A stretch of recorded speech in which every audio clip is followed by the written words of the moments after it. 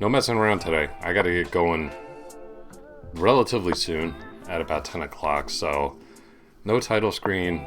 I don't even think I'm gonna do puzzles today. I think I'm just gonna jump right into the games.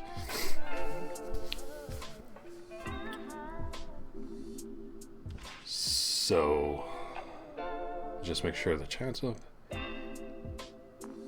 Looking good. All right. Let's do it.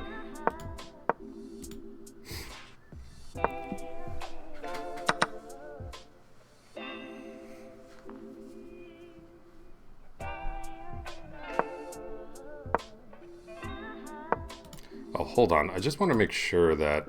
Yeah, okay. Just want to make sure... Yesterday I got a really low pairing, and I set the...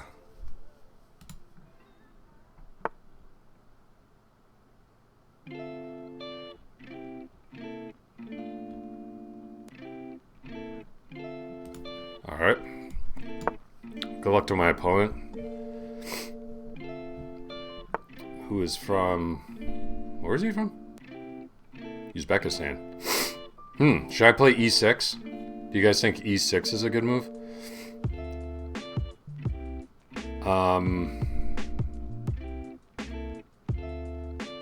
The Levitsky attack.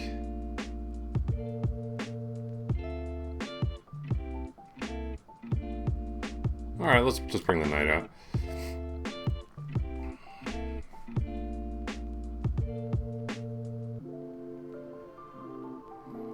Can't say I've ever faced the Levitsky attack.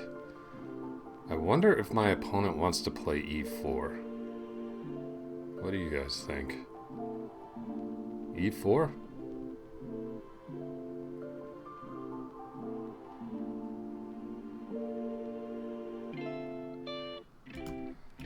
Strike in the center.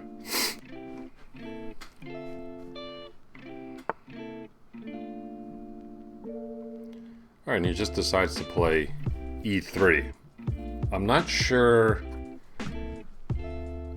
why you would play f3 and then follow up with e3. That makes basically no sense to me.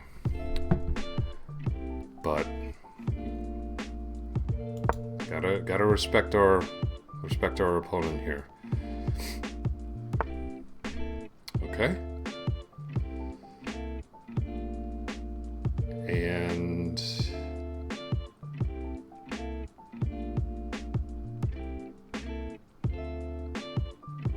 it's a lot of pawn moves.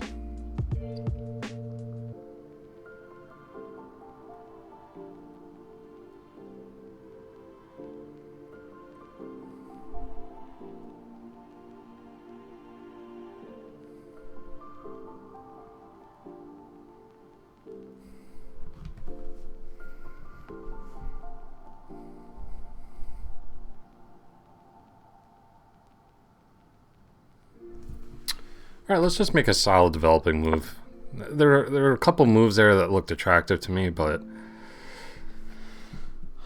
I just want to play principally since my opponent's making a lot of pawn moves.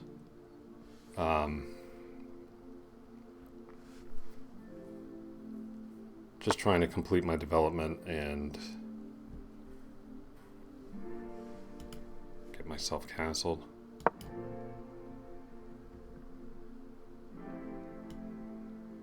Let's just pre-move this capture in case he decides to make it.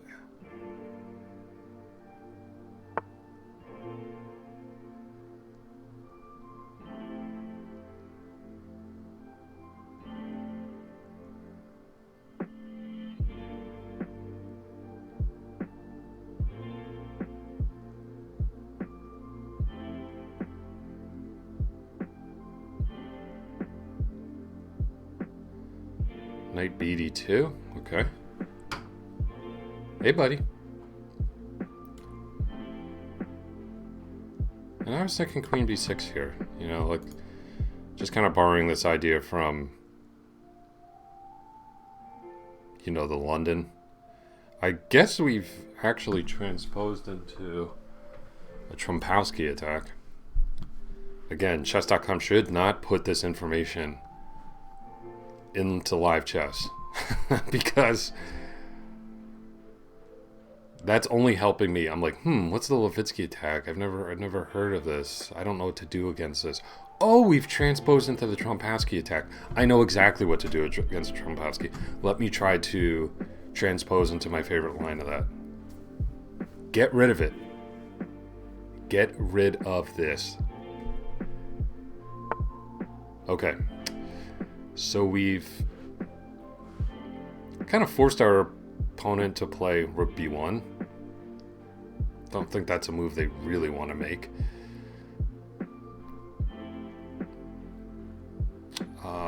Let's just get castled. I feel very comfortable castling to the queen side here. To the queen side. To the king side. Now that my opponent's definitely not going queen side.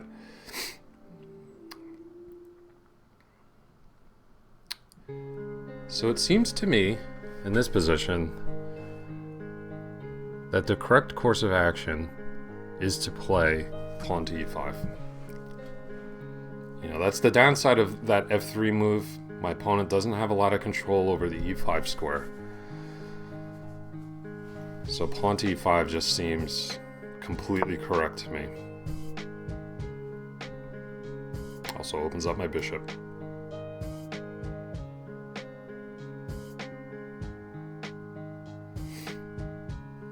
See if my opponent castles.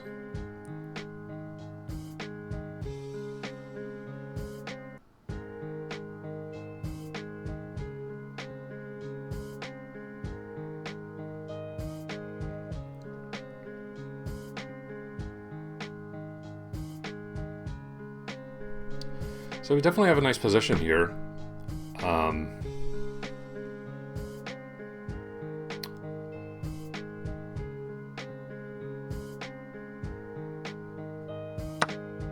Good center. Active pieces.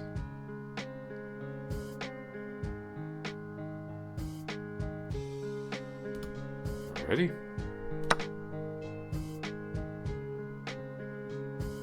See where the bishop goes. The bishop drops back.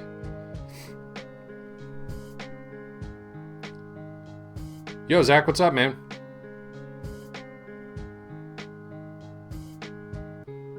I mean, the Sicilian is definitely better, just because it offers more central control.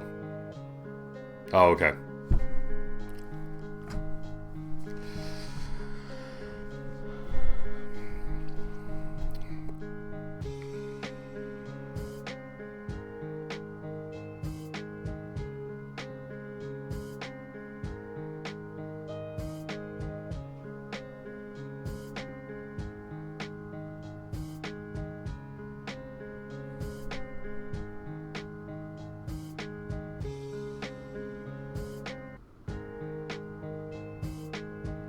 Yeah, you can, Zach. You can drop kick those ads by subscribing to this channel.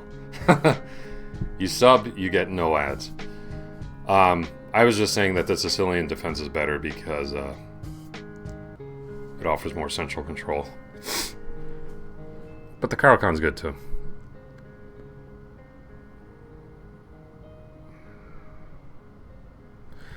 Not exactly sure where my light scored bishop belongs. Actually, I kind of do.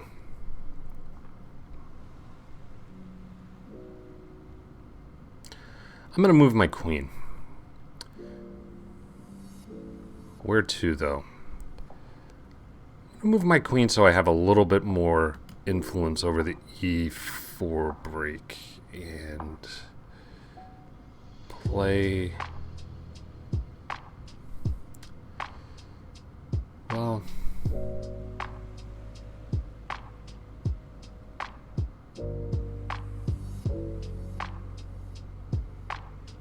let's bring our queen here.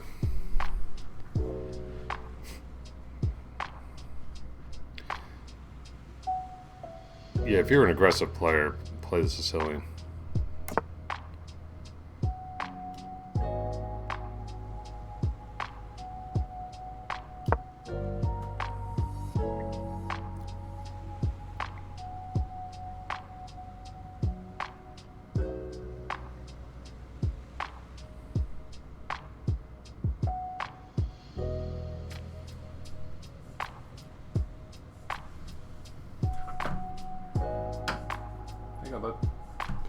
Just a cat wanted out.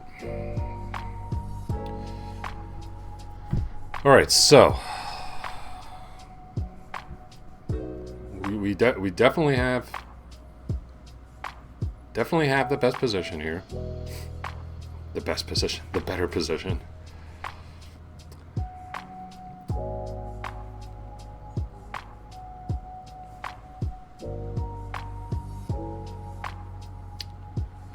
And why do I say that? Well, mainly because of our central control, our more active pieces.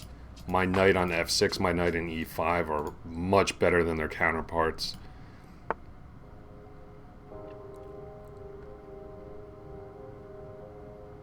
Okay, so this was my whole idea in playing queen c6.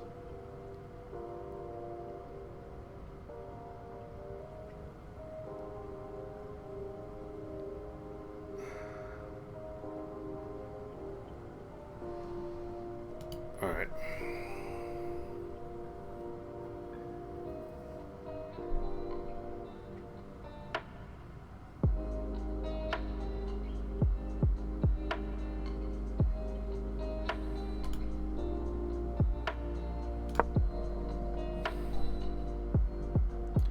So we get the bishop to this diagonal, and we connect our rooks.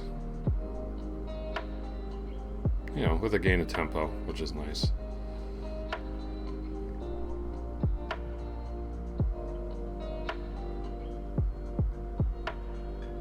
Hey, man.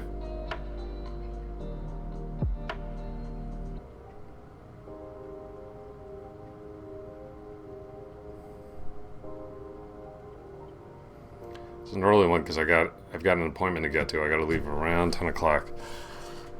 So we got right to it.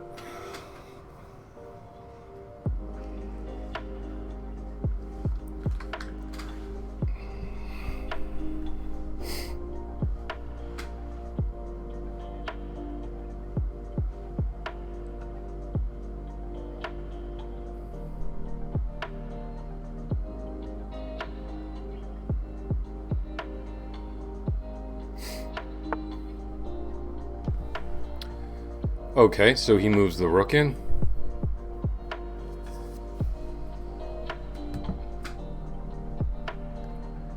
And I'm going to take this opportunity just to play rook e8. Because I would like to be able to meet the move knight f5 with just bishop f8. Also gets my rook on the file, which is nice.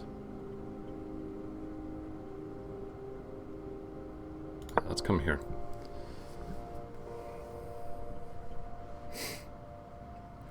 See if our opponent plays f4. Trying to kick my knight around. Oh, cool, man.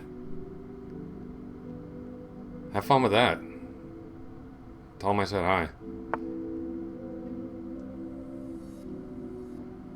Okay, so I don't know. Maybe I should have thrown the knight into d3 there. Maybe I just lost the opportunity to play that now.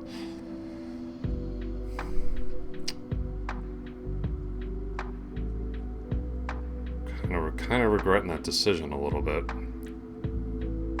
But with that knight stuck there, you know, I do have good central control here. I think we just continue with our development.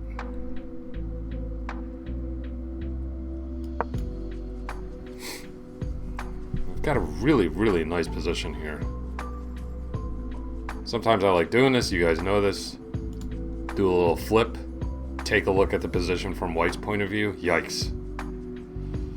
You really get a better feel for this position if you look at it from your opponent's perspective, in my opinion. I do this all the time when I'm playing over the board, is I walk behind my opponent and just see how the position makes me feel. Try to get into my opponent's head. I am feeling very cramped right now. Very, very, very cramped. So there have been no minor piece exchanges. No, we both have 4 on the board, so that really favors me with the space advantage. you know, you're living in, it's the analogy I give to my students, you're living in New York City in a 500 square foot apartment. Do you want roommates or do you want to be living on your own, right? Right now, my opponent's living in New York City with like 4 roommates, right? He would like to start getting rid of them, start exchanging, just to alleviate the cramped nature of his position. But that comes at a cost. Like it's not easy to make the exchanges that he wants. Like he doesn't necessarily want to give up this bishop. It's probably his best minor piece.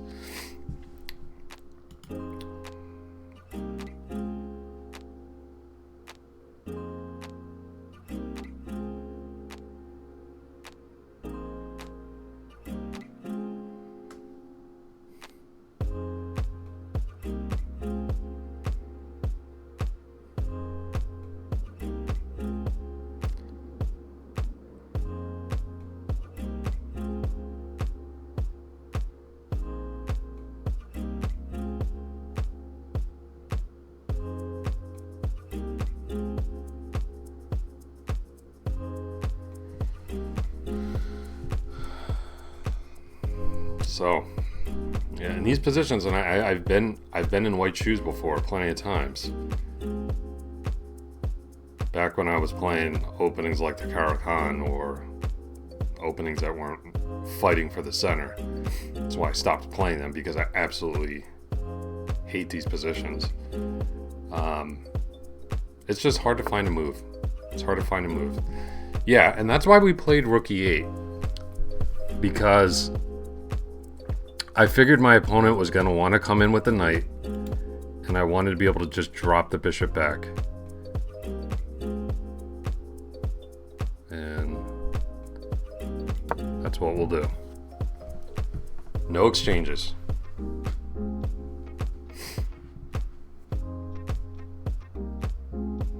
I think part of my aversion to space in chess is just the fact that, you know, in real life I'm a very tall person. I'm 6'4", so I just can't play chess this way. It just makes me feel very uneasy. Okay, so my opponent breaks with f4. That's kind of the move I was waiting for.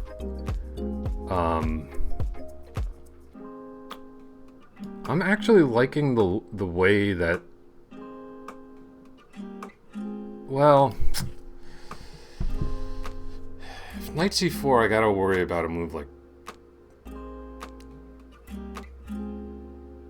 bishop d3 potentially. Actually, no, I don't. I don't need to worry about that move.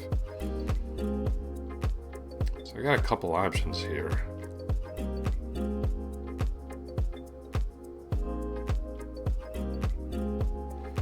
All right, let's just bring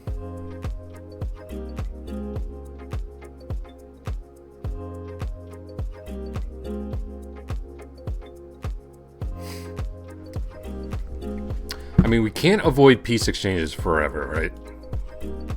But we want our opponent to have to make compromises in order to achieve that, i.e. misplacing their pieces, maybe giving up a superior minor piece for one of mine that's a little bit passive. So this game too started, at least initially, when my opponent played bishop g5 and f3. It seemed to me that the game, let's just go back to here. You notice here, what does it look like white is gearing up for? All of his pieces are coordinated to play the move e4, like potentially taking this knight and playing e4. Now look at the position. e4 is impossible. So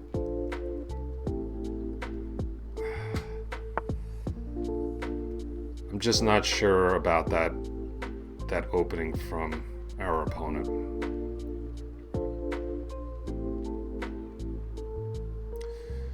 Okay, so he's starting to bring his queen into the game. It's a good idea.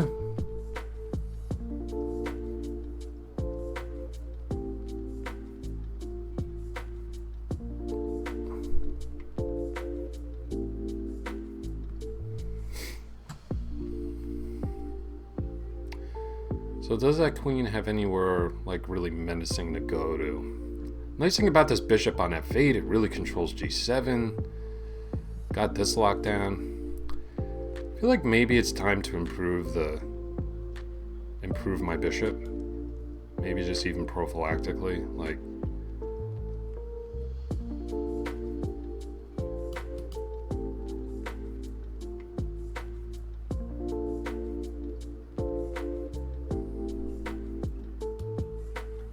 Yeah, let's put the bishop here. Is he preparing to play e4? Can he play e4 now?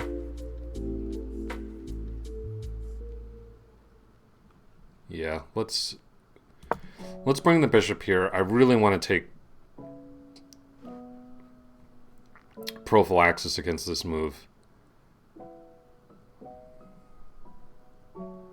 And you know, who knows? On a good day, we're throwing d4 and just mating him on g2. Yo, Chess Wizard, what's up, man? Thanks for the raid. Chess Wizard, party of one. Your table's now available. Chess Wizard, party of one.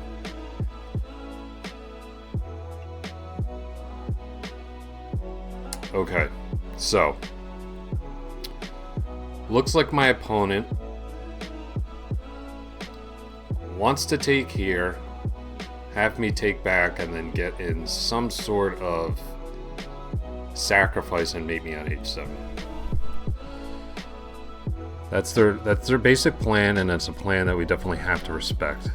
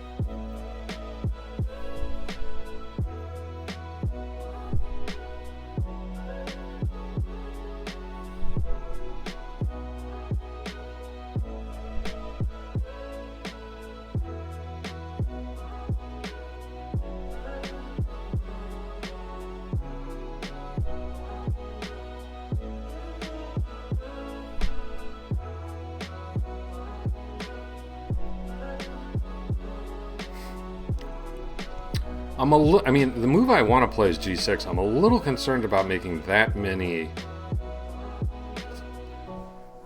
to make those weaknesses on my dark squares, but I think it actually might be okay.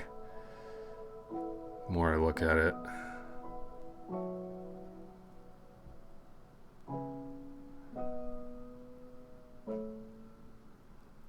Not sure it's a huge problem.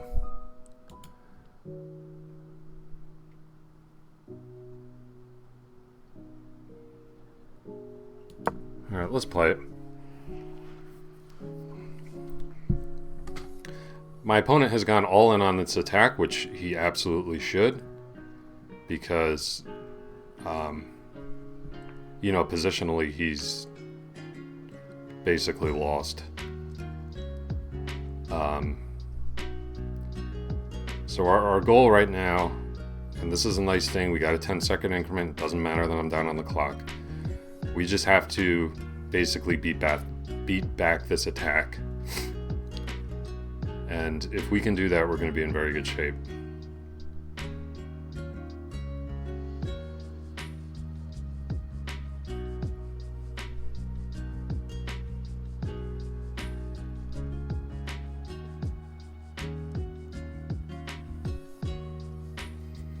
see where this knight goes. I mean, the most attractive square is h6, but it kind of like gums up the king's side. It's all of his pieces would be stepping on each other's toes. It really slows down the attack. And maybe that would give me enough time to kind of consolidate what I'm doing in the center of the board. I do regret, though, my one regret in this position was, okay, so he does play that move.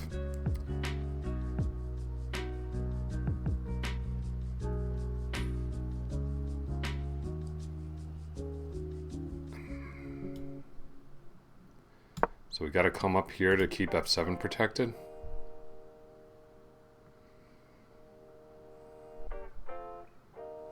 Now, one thing I really need to consider here is what to do if my opponent plays knight f5.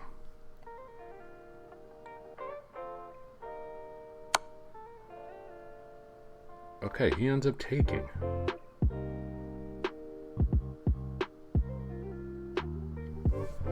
That's pretty surprising.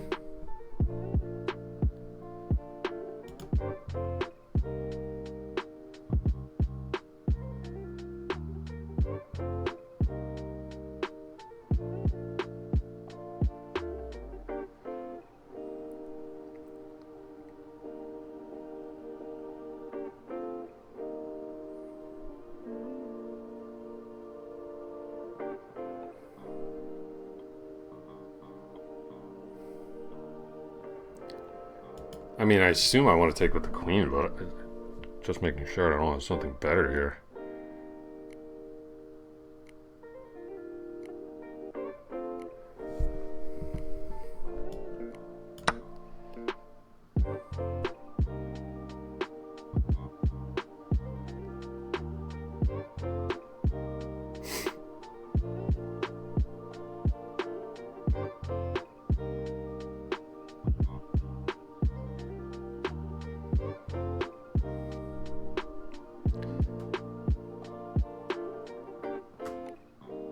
So my dark squares really aren't much of a problem, because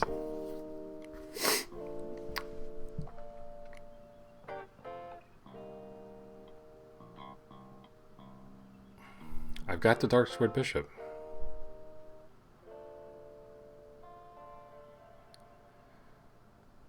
So where should my queen go?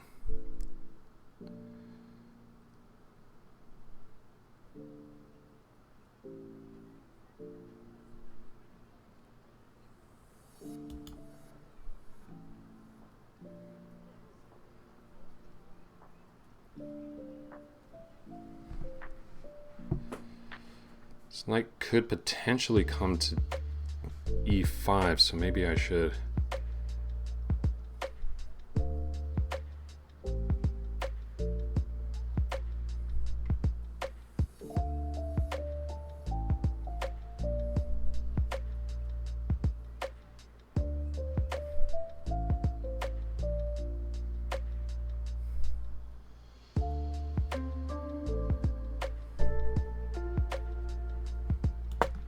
Bring the queen back.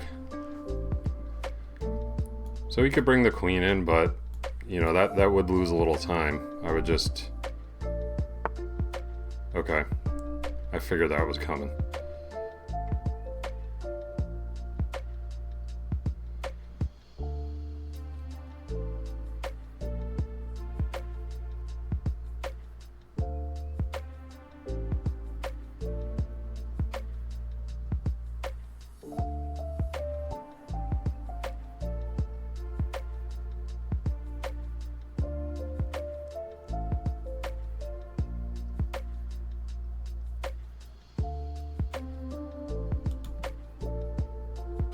Just gonna bring the king back prophylactically. I think that's a good idea. I hope that's a good idea.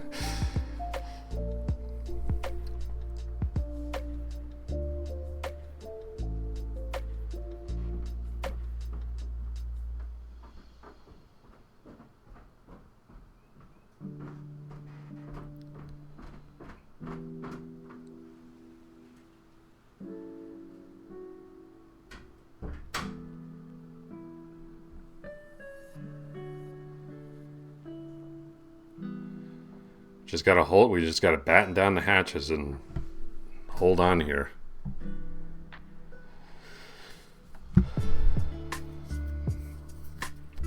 Thanks everyone for joining. If you haven't followed yet, please don't forget to do so. Trying to get to that 170 goal. We'd really appreciate your support.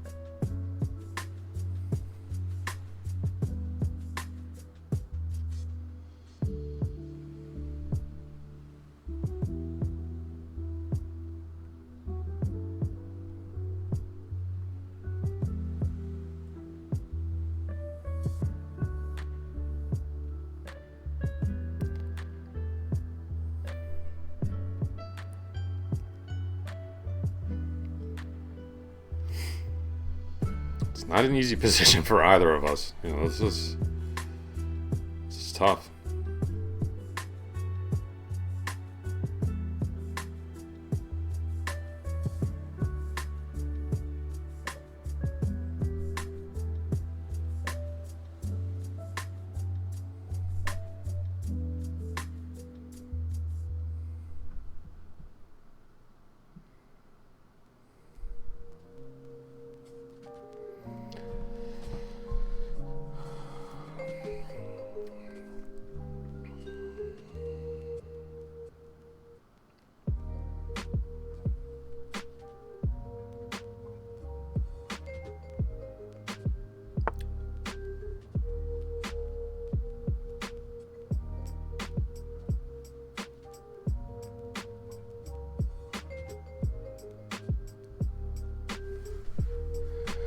I think this actually gives me a chance to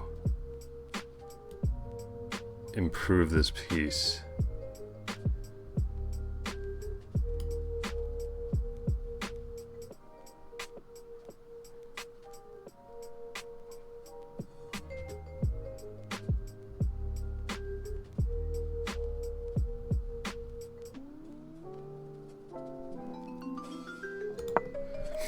So let's take my knight that wasn't really doing anything and try to trade off his active knight. It also has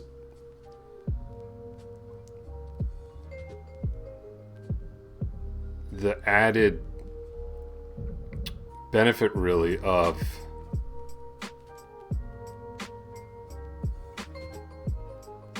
defending f7.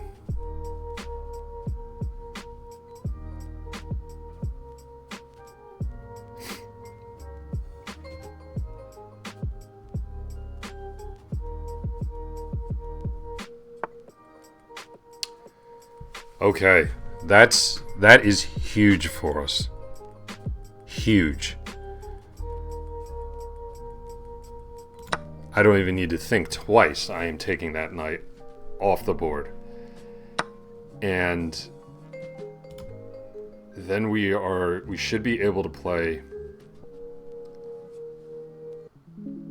queen here in this position.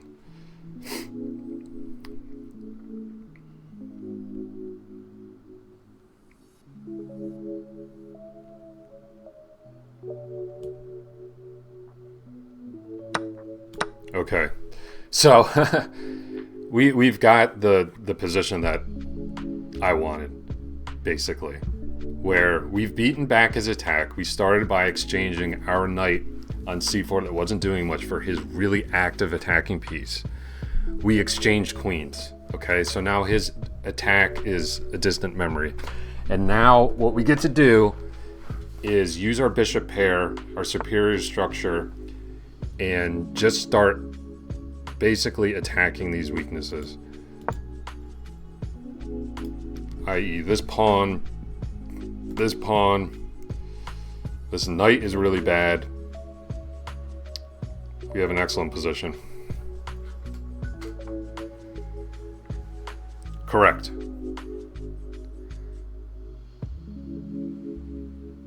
Yeah, I mean 4 now.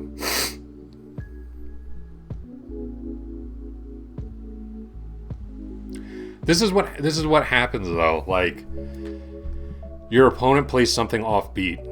You get a position where you have a dominant space advantage, and you're just positionally crushing them.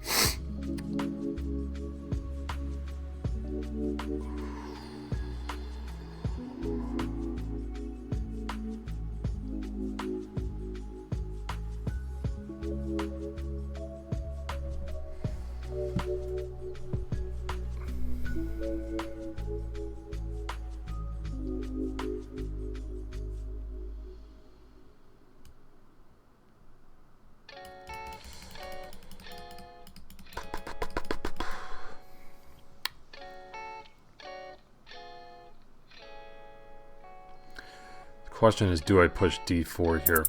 I think not, actually.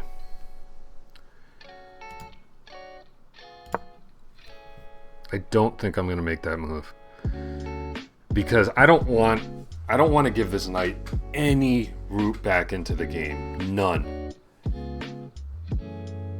I think this is a much more principled move. I think a couple months ago I just would have played d4. I would have been like, oh yeah. Attacks the bishop, it does this, it does that. Alright, now it's a little bit different. Now it's maybe a little bit different. I think I can do this.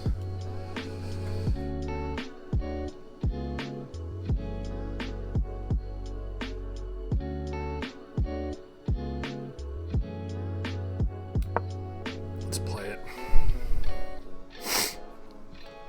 Now the bishops come to life. Alright, let's take here first.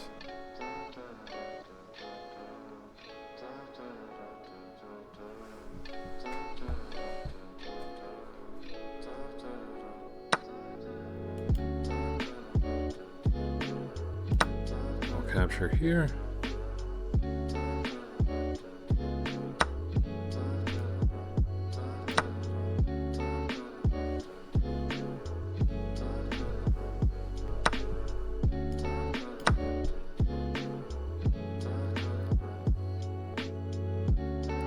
Okay, we're up a pawn. We got to keep tabs on this f6 pawn, though, and just our back rank generally. This bishop is doing a good job, though, of kind of defending all that.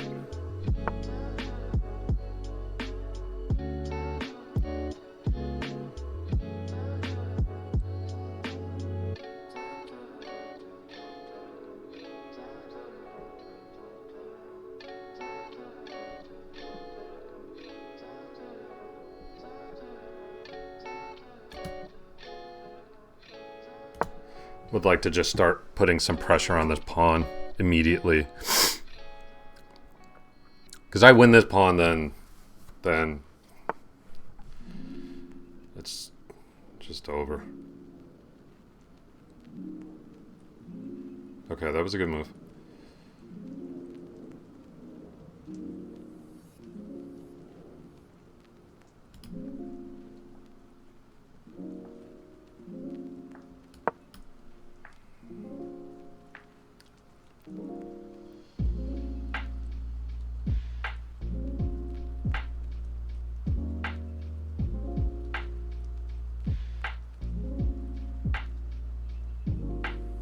So just trying to...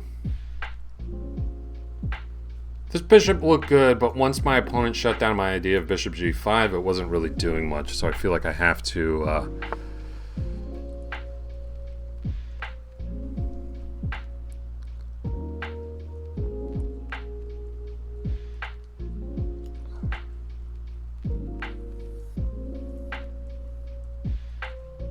Okay, let's keep the knight restricted.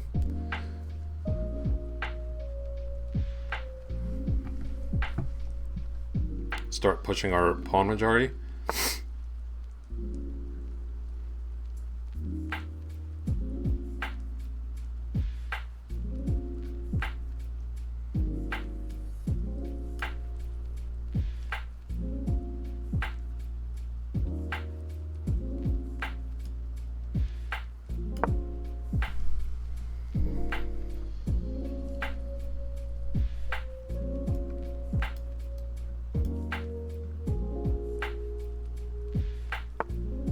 Try to really activate our bishop here.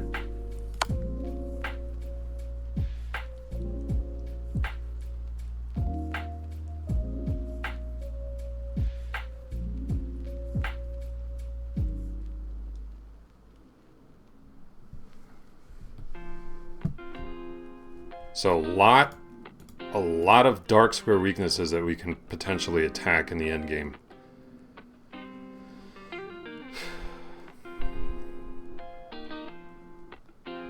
All of these.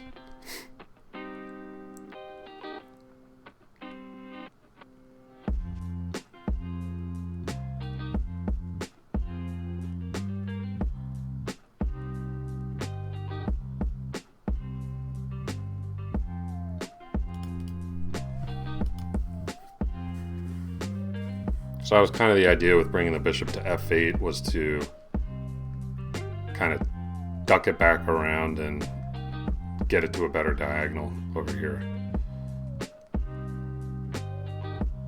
And it's tough to keep my rook out of the position now. Okay. This looks really attractive to me. It's just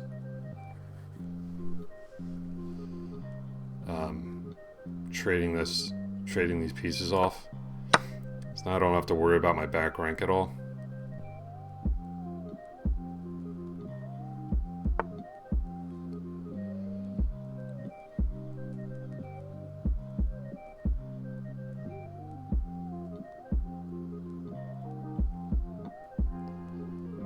Let's improve the king.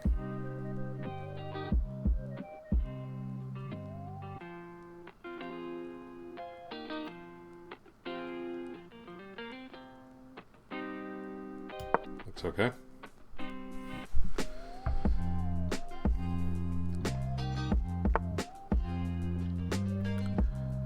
Alright, he comes to attack our pawn there. So let's just defend. So you may have to come back to defend this weakness. Let's see.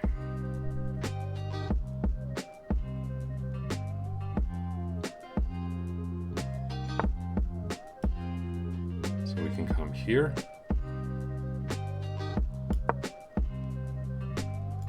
See if this forces knight here. And then we drop the bishop back and hit both of these points. Completely tie down his pieces. Like so.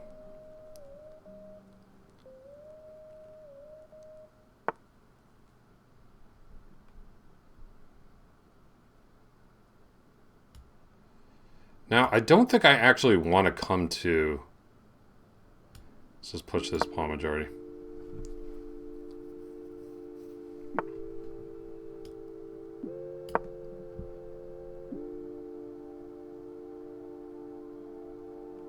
It's looking good on the queen side.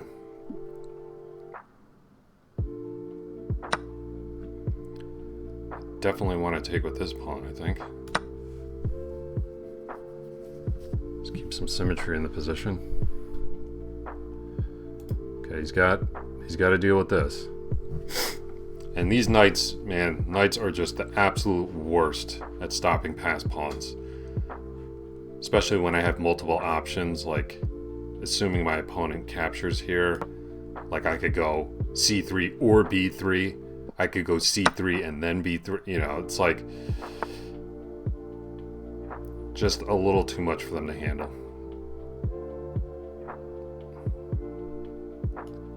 So I come here.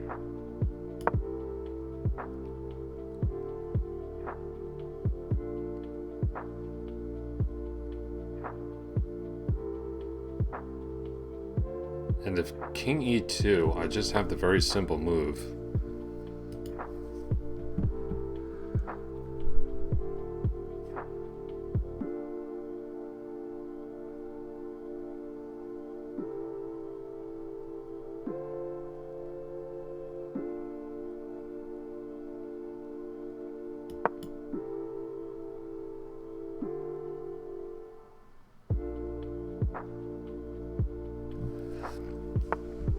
So I think this just wins the knight. So this might take us a little time to convert, but we have control of the promotion square and white resign. That was a chess game, man. And this is the difference between playing in the 10-0 pool and playing this. Like, I really felt like I just played an okay, maybe not, no, that's a little bit of an exaggeration, but you know, you build a little advantage, space advantage. You take prophylactic measures against your opponent's counterplay. You reach a slightly better endgame where you win a pawn, but then you need to have patience and accuracy to convert it, right? That's how games are won at my level, at least, and what I'll need to do once I start competing over the board again. So, good game by my opponent. I've just found this pool to be really, really great. The players have been good. The games have been good. Yeah, so Game Review says, way to finish off the game, accurately converting your endgame advantage into a win. Yeah, that's basically what I said, right? So my opponent played this really bizarre... It's like the earliest Trompowsky. He played the Trompowsky before I even put the knight on f6. And I felt like I played very principally here. So I could have considered this capture. And what's the idea here? I mean, I was considering the capture once this knight moved. Once this knight didn't have the c3 square available, then I was considering this. After ED, you know, there were always... This bishop was a little loose, so there were always ideas that if he played this in castle, that I was able to just sack everything on d4 and then win his bishop. Oh, I see. So it's to prepare e5, basically. And the center is just opening way too fast for him. And then you get in bishop. Well, let's say bishop here just to keep f5 under control. Can't castle. Yeah. So I needed to play a little bit more energetically in the center based on my opponent's opening play. But I think I found... So I delayed a move, e5, but I found the best move in this position, which was pawn e5 striking in the center. My opponent took, dropped back. And then I played queen here. Why did I play queen here? Well, believe it or not, this queen move was to actually develop my light-scored bishop. And I felt justified doing this because I wanted the bishop on this diagonal. And in response to queen b6, white played rook b1, which you can kind of argue is, it's not a useful development move, so I'm not really wasting time here. And really what I was trying to do is key in on this weak d3 square. So that's why I moved here. They're saying h6 is best. Okay. I played b6. Knight g3 was a good move. And then I brought the bishop to a6. And then I took one moment too long here. Okay, I played rook fe8, which is the second best move. The best move in this position, which I expected, is to throw the knight into d3. But after rook e2, like, what's the follow-up? I guess you play knight e5. Rook e1.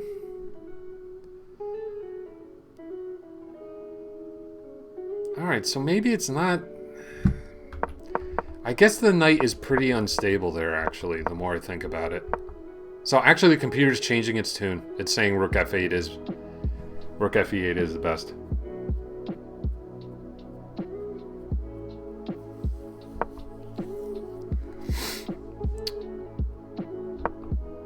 And just centralize my rooks. That looked good. Knight f5. We just dropped the bishop back. Saying I could play h6 there. I don't know about that move. Okay, we brought the knight to the best square. We brought our bishop over. Okay, so I'm happy with the way we handled this. Okay, I didn't let me just try to show you. Let's say we gain space on the queen side with pawn to a4, okay? Pawn to a5, rather. Trying to push a4. This is obviously a big time mistake, because after you take, okay, let's say the queen comes over to capture, white has this really nice move, knight e7 check. Knight e7 check, just giving up the knight. Bishop e7. It doesn't matter what piece takes there, the king's not going to have an escape square, and this would just be mate. So this is why in this position I didn't play a move like a5. I played g6, which apparently wasn't best. h6 was better, but yikes. I mean, you're just asking for... I mean, like, what happens if there's just this sacrifice? I guess this is okay. Fortunately for me, this pawn is here. Like, if this rook was able to... Or actually, fortunately, this rook is over here. If this rook is able to go, like, really quick, probably changes the evaluation a lot. But that's why I looked at h6 and I'm like, ugh, jeez, I really don't think I can play that move. So that's why I played g6. It just seemed more solid to me. And I knew if the knight came to h6... Oh, actually, that was a mistake. So I'm actually supposed to take the knight here? And then do what? Play bishop c8? Basically, I gotta prevent this move f5. My opponent can play f5. It might be bad news. Then the knight comes in. Alright, so I guess I got away with one there, not taking this knight. But my opponent played queen takes f6, and now things are good there. He should have played f5 in this position. Just opening things up. The computer's cooling on this line a little bit now. I thought it was basically winning, but now it's saying, nah, maybe not. But, so we got this line. We brought the queen back. Maybe going to e7 was best. Okay. But then after this move f5, I played king g8. Probably not best here. I guess h5 would be better. Just driving this knight back.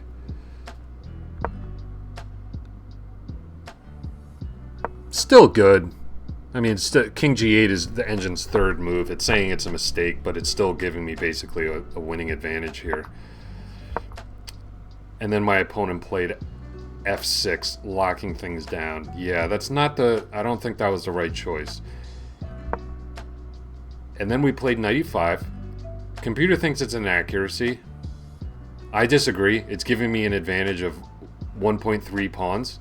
And bear in mind, material is even here. So that's like a really big positional advantage. And I just knew if I was able to trade off this knight, I'd be good to go. And he just brought the rook over. I think he needs to keep the knight on the board, like with knight h6 or something like this. So what would I have done with knight h6? I was thinking of just doing this.